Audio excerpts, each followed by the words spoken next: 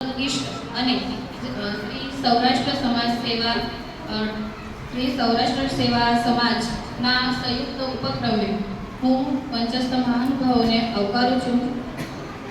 આજના આ શુભ પ્રસંગે મારા જ સહપાઠી શિક્ષિકાબેન શ્રી નલિનીબેન એમના વિશે પરિચય આપતા હું હર્ષને લાગણી અનુભવું છું. અને એક વાત મારે એમ કહેવી છે કે માણસનું જે અસ્તિત્વ હોય છે એ એમના કર્મો અને વ્યક્તિમત્વ પર ટકેલું હોય છે. એ જ કર્મોના સહારે, એ જ કર્મોના કારણે નલિનીબેન આ શૈક્ષણિક જગતના પ્રવાસમાં જે કામગીરી કરી રહ્યા છે એમને મેં નજીકતાથી અનુભવી છે. નલિનીબેનનો પરિચય આપવા જાઉં તો એમનું નાનપણથી પ્રાથમિક શિક્ષણ, માધ્યમિક શિક્ષણ અને સાથે સાથે કોલેજનું શિક્ષણ એ બધું સરકારી સ્કૂલમાં જ થયું છે. એની સાથે નલિનીબેન શ્રી આ શૈક્ષણિક જગતના પ્રવાસમાં જોડાયા એ તારીખ હતી 10 ડિસેમ્બર 2008. ત્યારે નલિનીબેનને આ સ્કૂલમાં શિક્ષિકાબેન તરીકે હાજર થયા. ત્યારે એમની પાસે ધોરણ પહેલાનો ક્લાસ હતો. ધોરણ પહેલાનો ક્લાસ ત્યારે પહેલી વખત બાળકમાં બીજી માતા જોવાની ઈચ્છા હોય છે. એ જ માતાની એ બાળકોની ઈચ્છાને એમણે બહુ સરસ રીતે નિભાવી છે. એટલે એમના માટે હું કહી શકું છું કે મીઠા મધુ ને મીઠા મેવું લાવેલો, મીઠા મધુ ને મીઠા મેવું લાવેલો, એથી મીઠી રે મારી માતરે, જનનીની જોડ સખી નહીં જડે રે, જનનીની જોડ સખી નહીં જડે રે.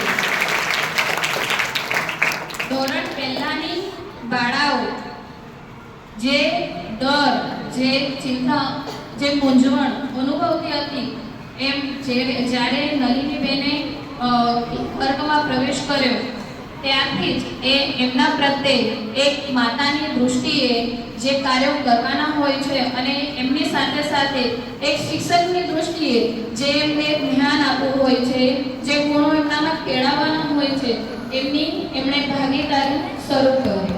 અમારા મરાઠીમાં કહેવાય છે કે શિક્ષક નહીં પણ માસ્તર. નાની નાની બાળકીઓને પણ એમની માં કહે છે કે મોટા થઈને તને કાં માસ્તરીન થવું છે એમ. પણ માસ્તરીન એટલે માનું સ્તર. આ માના સ્તરને દીપાવે એવી આભા છે નલિનીબેનની. એમણે દરેક ક્ષેત્રમાં એમણે એમની કારકિર્દીના પડઘા પાડ્યા છે.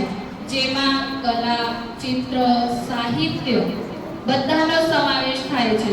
સાહિત્યમાં બેનશ્રી પોતે કવિતા લખે છે, એની સાથે સાથે લેખ પણ લખે છે. એમના લેખ આપણને ફેસબુક પર કાવ્ય પણ આપણને ત્યાં જોવા મળે છે. સાથે સાથે માજી ગોળ મરાઠી ભાષા એનામાં કાવ્યનું ગ્રુપ છે. દર 15 દિવસે કાવ્ય લખવાના હોય છે. એમાં પણ બેનશ્રી એમનો સહભાગ આપે છે. એની સાથે અમારા સ્કૂલની બધી બાળાઓને પણ કવિતા કેમ બને છે, શરૂઆત ક્યાંથી થાય છે, એનામાં લય, છંદ બધાનું જે વાવેતર હોય છે, શબ્દોનું વાવેતર કહીએ તો ઓછું ન ગણાય. એવી રીતે બેનશ્રી બધા જ કાર્યક્રમોમાં હર્ષભેર ભાગ લે છે. અને એ હર્ષભેર ભાગનું પરિણામ છે સાહેબ કે ગયા વર્ષે અમારી છોકરી ધોરણ 8 અહીંયા કર્યું અને 9માં જ્યારે બીજી સ્કૂલમાં ગઈ ત્યારે કલા ઉત્સવ તરીકે કાર્યક્રમ થાય છે. એ કાર્યક્રમમાં રાજ્ય કક્ષામાં પ્રથમ આવી છે. એ એમનો જ એક સહભાગ છે. એવી જ રીતે 2014 થી ઇનોવેશનમાં દર વર્ષે નવા ઇનોવેશન કરે છે. એમના ઇનોવેશનમાં લકી ડ્રો, આમુચ મરાઠી અઠવાડિયાનું બાજાર, નિસર્गाचा रानमेवा, મોટા અનાજના ફાયદા અને એની સાથે સાથે ટોય ફેર જે થાય છે એનામાં બી એ બહુ સરસ રીતે કામગીરી પૂરી પાડે છે અને બાળકીઓને પણ પ્રોત્સાહન આપે છે. એમની સાથે સાથે અમારી સ્કૂલમાં જે કે બાળકીઓની સ્પીચ તૈયાર કરવાની હોય, દરેક ક્ષેત્રમાં, દરેક વસ્તુમાં બેનનું યોગદાન એ નોંધપાત્ર હોય છે. એની છે જેમાં શ્રી સ્વામી સમર્થ કેન્દ્ર નીલગિરીમાં છે. એ જગ્યાએ દર શનિવારે અને રવિવારે બાળ સંસ્કાર કેન્દ્રોમાં બેન સંસ્કારોનું સિંચન કરવાની પણ ભૂમિકા પાર પાડે છે. અને છેલ્લે બસ મારે બેન માટે એટલું જ કહેવું છે કે શબ્દોનું વાવેતર શબ્દોનું વાવેતર આનંદ અને ઉલ્લાસ. શબ્દોનું વાવેતર આનંદ અને ઉલ્લાસ. શિક્ષણ કલા અને સાહિત્ય પર એમનું જ. શિક્ષણ કલા અને સાહિત્ય પર એમનું જ.